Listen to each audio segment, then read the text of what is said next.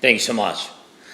Thank you very much for invitation, ladies and gentlemen. President Pavel, President Vas, thank you for inviting me to the GlobSec Forum this year.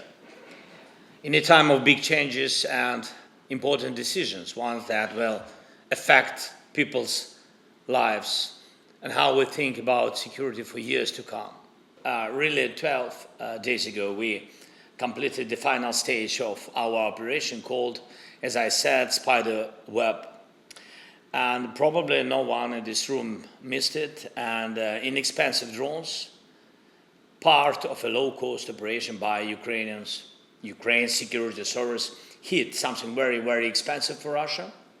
In a very sense of the word, strategic bombers at distant military effort. And it was a completely legitimate operation targeting the very aircraft Russia used to terrorize our country and to send a message of threat to NATO.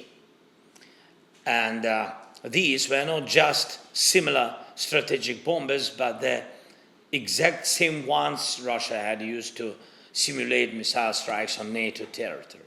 In total, as I said, 41 Russian military aircraft were destroyed or heavily damaged, and all of this happened almost live for the world to see, and it clearly shows how the technologies of war are changing. 10 years ago, such a strike would have been unimaginable. Today, we can't even imagine what kind of strikes a country might be able to carry out 10 years from now. But one principle is clear. No country can afford to stay behind in technological development when it comes to security.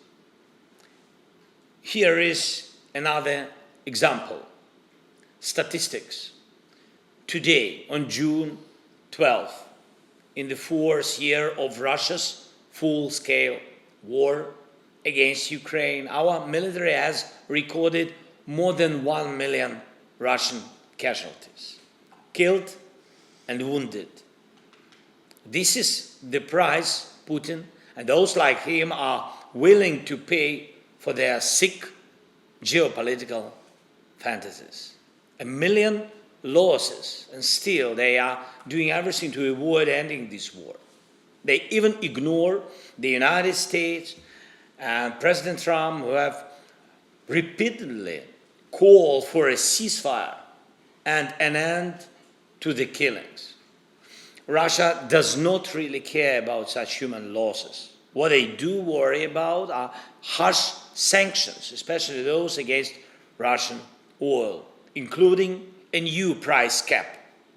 That's what really threatens them, because it could cut off their funding for war and force them to seek peace.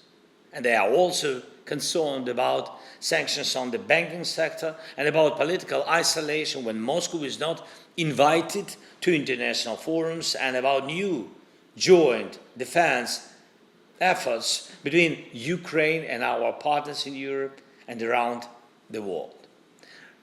Russia is worried about money, about so-called prestige in foreign policy, and about our resistance, but they are not concerned about the lives of 1 million of their own people. And I ask you to see this not just as another fact about dictatorships like Russia, North Korea, or Iran, but as a security challenge to all of us.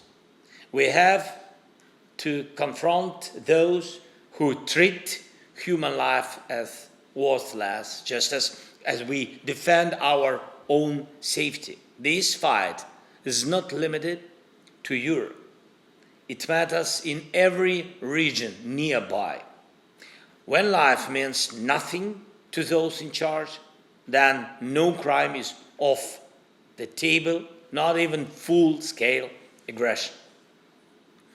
Dear friends, we now have very clear priorities. First, I want to thank Czechia for its initiative on ammunition supplies. It clearly showed that united efforts can really make a difference in modern warfare.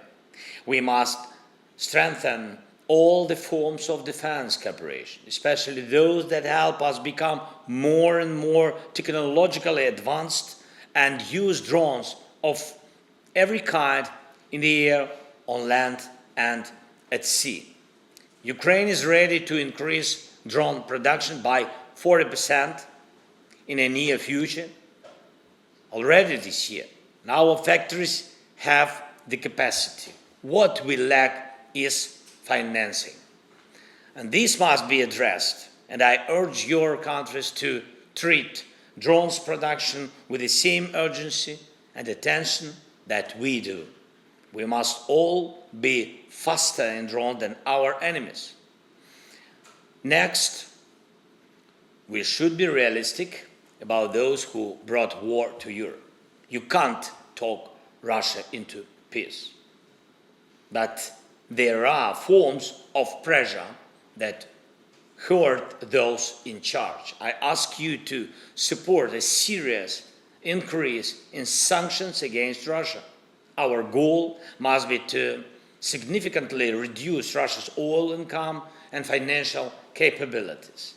If Russian oil sells for no more than $30 a barrel, suddenly Moscow will start sounding peaceful. And we must shut down all the loopholes helping to fund the Russian federal budget. We need to apply enough pressure to force at least a real ceasefire. Without pressure, this will not happen. And one more thing, we should remember that respect for human life is not just a moral value, it's a security factor.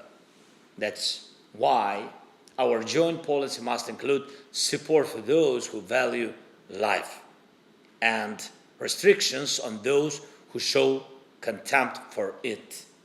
This can only be done at the level of all Europe and the Euro-Atlantic community.